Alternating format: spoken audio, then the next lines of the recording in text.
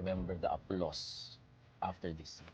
Sobrang lakas. So, Yun ang ginamit niya. Kala ko, nakakausap ko yung anak ko eh, sir eh. Yung suspect, siya ang bumaril sa anak mo. Absolute ba kayo?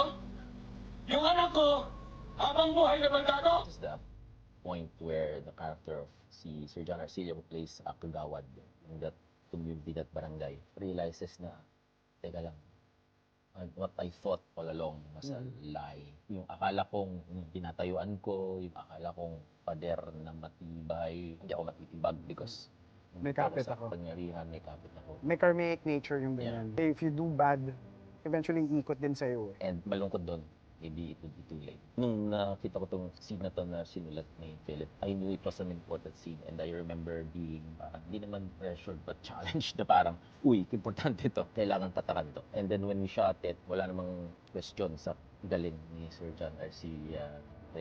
But kahit ganon, nagulat pa rin ako, or kami lahat sa set.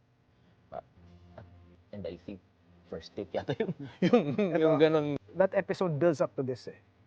Parang doon mo makikita lahat nung, paano ba, it rounds out to this scene na nag-crash down yung mundo ni Kagawad. Lahat ng ingay or gulo na nangyayari ngayon, think of drug war as a part of that origin.